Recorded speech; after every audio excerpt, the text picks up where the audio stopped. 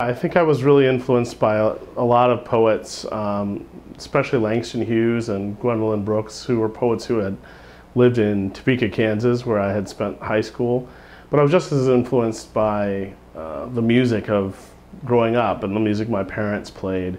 My father especially loved music, and I still have all his vinyl records, which is great. So everything from Jimmy Cliff to he actually loved Willie Nelson, to things like Earth, Wind and Fire and the soul music of the 70s and 60s. A real range of music, which I really appreciated, and I like in poetry as well.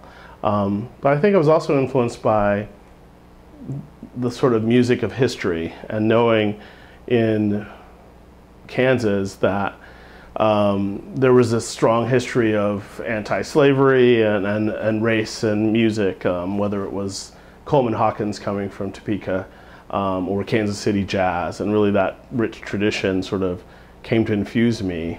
But if I thought even earlier, I'd have to talk about my grandparents and my family in Louisiana, where both sides of my family are from, and my grandfather was a musician before I was young. He stopped playing at a certain point, but I still have his fiddle, and it's now on the cover of my selected poems. So for me, that was really a way of thinking about that music of my childhood, some of which I heard, some of which I wasn't fortunate enough to hear, but all of which was sort of there in either its sound or its silence, and influenced me.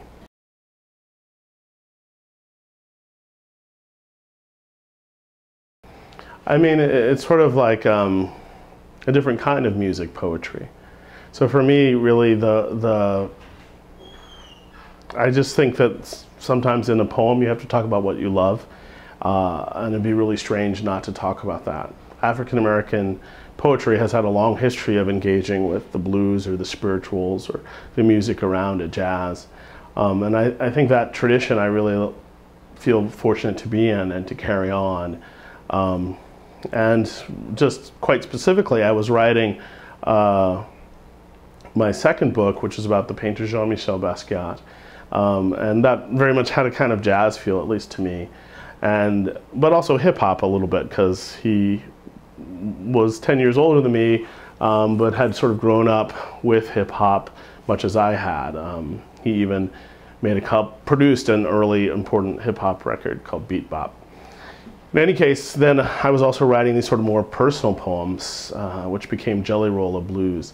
And I really saw the blues as a personal form, as a way of talking about big public things, but in personal terms.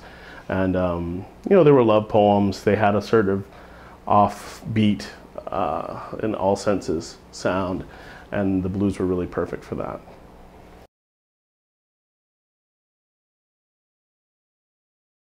It's about liars, and so it's really big because there's a lot of liars. I'm trying really hard not to write about the presidential election because it's filled with such concerns. But really, I'm interested in, and some of it's starting to appear. I'm interested in hoax memoirs. I'm interested in people who sort of imposters and things like that. So some of it's starting to come out in little bits and pieces, and I'm looking to now sort of cut it down and make it more readable. But in a way, it follows on my first nonfiction book, was called The Gray Album, which is very much about the good side of lying as a kind of tradition and a form of improvisation that I call storying. So I trace this storying from slavery to the present, from the spirituals to hip hop, and try to understand how it works.